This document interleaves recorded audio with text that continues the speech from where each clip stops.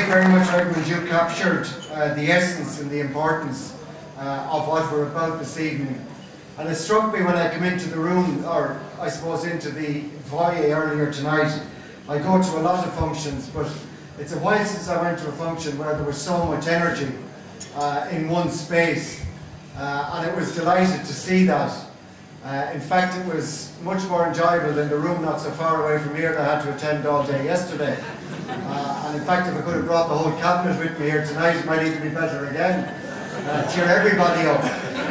So I thank you for that. And indeed, very much for the development of quality product that is so important to this country. We don't, in many respects, have the huge amount of natural resources that other countries might have. But we do have, unquestionably, some of the greatest natural resources in the food area in its widest sense. That's unassailable, in my view, anywhere else in the world. And I wasn't aware until I went to all of the different presentations earlier this evening of the range and the quality of the products that were being produced. From roasted coffee beans, obviously, to the finest breads, to the finest meats, to the finest fish, to the finest foods, right over a whole range of areas. Even some of the wonderful chocolate that was on display from so many different stands as well. And really and truly, one of the things, if you think about it, when all of us go on holidays, that we must do and will do, is enjoy our food. And we generally tend to do that more so when we're on holidays than we are in our daily routine, sadly because of probably the pressures we're under in our daily lives.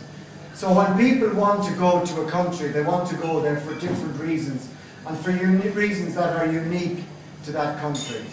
And with the global expansion, if you like, of the travel business, and with all of us now travelling worldwide, there are increased competition, there are increased pressures, but there are increased opportunities as well.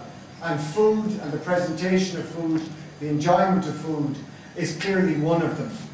And so what you're achieving, Margaret, and all of your colleagues in Good Food Ireland is, in my view, very much a huge market for the future. And I also believe, by the way, in the general food area, that what will allow us as a nation to prosper with all of our products, I think, will be quality. And I think the more we all develop and become prosperous worldwide, it is quality that will mark out the different markets and the different countries. And so artisan foods, in my view, are among the highest in terms of quality that can be produced. And that is, as I said, very evident here this evening. I noticed up on the screen, Margaret, when I was looking through it, that you'll be in Alicante for the start of the Volvo race, which is probably one of the biggest investments we've ever made in a tourism product in Ireland, through Fáilte Ireland, in terms of their involvement in the Volvo race. And I'm absolutely delighted that Good Food Ireland are there, because I want Irish companies, through Borbia, through Tourism Ireland, through Fáilte Ireland, through whomsoever, to take advantage of that particular opportunity presented, not just because it starts in Alicante, because it comes to Galway, but it'll go to Boston and it goes to China as well. And because the boat is if you like, an Irish boat, but now it's got a very strong Chinese flavour, I look forward to the opportunities that the Green Dragon, as the boat has been called, will present us in an international global market to promote all that's best about this country. In general terms, I suppose one of the recent surprises is that our tourism figures are actually holding up very well. Now, I know there are areas in the country that are particularly affected by some obvious markets, like the market from the US, but overall, we're actually outperforming most of our European colleagues. And I think it's a great tribute to everybody in this room and to our tourism organisations that after 9/11, which then befell the foot and mouth upon us, that our recovery in Ireland was significantly better than any of our European counterparts. And that was due, I think, to the sustained focus that remained on our industry when things were bad. And if I had any doubt that the tourism industry remains buoyant, strong and focused, the evidence of that is in this room here this evening. So I commend you for that, and I urge you to stay investing, to stay with your product, to stay with your business plan, to stay with your marketing plans, because we believe, notwithstanding the enormous global difficulties that are there at present, that the coin can flip very quickly.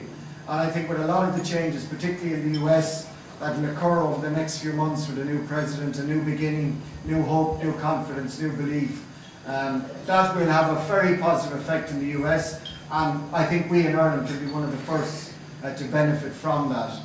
So I just say that to you. What you're doing is unquestionably the right thing. What Good Food Ireland is doing in creating, if you like, a landscape for all of you to maximise the benefits and to work together to present, if you like, a menu of what's best about Ireland and what's best about our food industry and what can be achieved, and to encourage others into the future is what this is all about.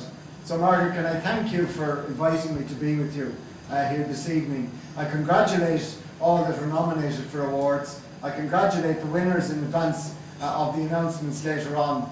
And I, like everybody, I'm sure, I'm looking forward to enjoying a wonderful meal of artisan food here this evening. Thank you all very much indeed.